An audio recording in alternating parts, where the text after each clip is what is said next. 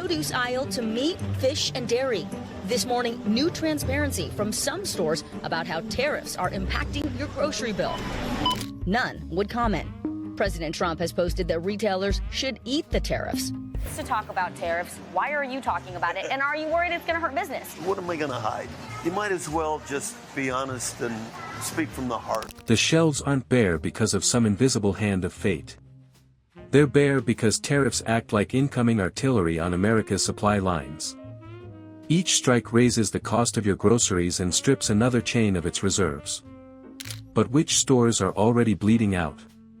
And how close are they to collapse under the next wave? Stick with this breakdown as we name the 10 chains pulled into the economic kill zone, and reveal why your wallet is the front line in this conflict. Before we move on, I'd like to ask you a small favor. If you appreciate this content, please take a second to like this video and subscribe to the channel. Over 98% of you watch the videos without subscribing. It costs you nothing, but it makes a huge difference to us. So, did you click the subscribe button? Great!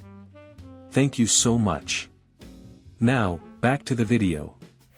What if each price tag on your grocery store shelf was the economic equivalent of shrapnel from an unseen barrage? Every number printed in black ink would be a fragment from an impact you never saw, fired not on a battlefield but across the sea through tariff codes and trade restrictions. Popular grocery stores in the tri-state area. In a recent newsletter to customers, he openly addressed tariffs, saying he's committed to keeping prices the same. Leonard promises to disclose any price bumps from tariffs to his customers. But when we asked other supermarket chains if they plan to do the same by absorbing the existing 10% tariff on many imported foods. Our importer said I'll split it with you. You're absorbing the cost right now. I'm absorbing the cost. You're not dodging incoming fire, but you're paying the cost of the blast every time you push a shopping cart down an aisle. Tariffs don't stay trapped in debate halls or press conferences. Once activated, they behave like targeted strikes across the logistics web that brings your store to life. Manufacturing plants, foreign suppliers, shipping carriers, port operators, and local warehouses all feel the detonation points. The result isn't a policy debate that lives on paper. It's the slow fracture of the very lifeline that gets goods off the docks, onto trucks, and finally into your hands. The contradiction is sharp. Leaders pitch tariffs as a shield to protect homegrown industries, yet the effect on the ground is often the opposite. Will you continue to absorb the cost? No, I won't. I can't afford to. So I cut the wedges smaller, so they're only $10 each. Also impacted European spirits, with pre-tariff inventories running out. Starting tomorrow, new tariffs of 15 to 50% will take effect on many food imports. A levy on imported materials doesn't just hit foreign producers, it ricochets through the domestic system that relies on those inputs to keep shelves lined. A grocery giant isn't weakened because it sells foreign tomatoes, but because the packaging for soup, soda, or canned beans suddenly costs more when steel from overseas is taxed at the border. That added cost flows straight into each unit, magnified by the millions. Picture a can of beans in your pantry. The liquid inside may be sourced locally, but the can itself could be built from imported tin-plated steel. A tariff on that steel raises the manufacturing cost.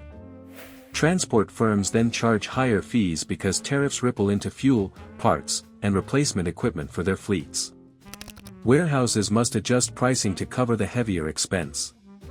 By the time you grab that single can, the tariff has already multiplied 4 or 5 times, embedding itself into the sticker you see. This is why tariffs resemble artillery. Higher tariffs also hitting imported coffee, olive oil, meat, and cheese. The price went up on the Reggiano Parmesan. Jacking up prices on produce from Central and South America, like bananas, pineapples, peppers, and cucumbers. In military terms, an artillery barrage isn't launched to win the fight by itself, it's designed to weaken defenses before the ground units move in. Tariffs serve the same function, they wear down the reserves of retailers. Instead of soldiers bracing against mortar fire, corporations brace against higher operating costs, supply delays, and shrinking margins. Each blast makes it harder for them to maneuver, and eventually, harder to survive. The impact doesn't fade at the border or the factory gate. It travels. From the initial strike point on raw materials, through port handling fees, through transport networks where a single tariff-induced rise in container costs splits across thousands of shipments, down to the warehouse that must operate on thinner budgets, the force of the blow settles last on the shopper's receipt. Produce aisle to meat, fish, and dairy. This morning, new transparency from some stores about how tariffs are impacting your grocery bill. None would comment. President Trump has posted that retailers should eat the tariffs. To talk about tariffs, why are you talking about it? And are you worried it's going to hurt business? What am I going to hide? You might as well just be honest and speak from the heart. What hits you at checkout is the compounded weight of every earlier hit. So when you see rows of products missing on a shelf, it isn't random chance. That gap is evidence of rupture, like a break in armor after sustained shelling. Retail chains aren't simply making poor choices, they're under fire from a barrage that chips away at each link in their chain. The customer who notices the absence is seeing the last stage of an economic strike that started months earlier. The weakest units in this fight are chains already stretched tight by slim profit margins. For them, even a small increase in import cost can be catastrophic. Their backup reserves are thin, their maneuver space narrow. Unlike the giants with vast capital reserves, these leaner chains can't absorb multiple tariff impacts without running into shortages, layoffs, or outright closures. In tactical terms, they are the outposts without reinforcements, first to buckle, first to fall. Right now, there are 10 retail outfits in that kill zone. Stores that look stable when you glance at a storefront window but are actually exposed units, absorbing blast after blast.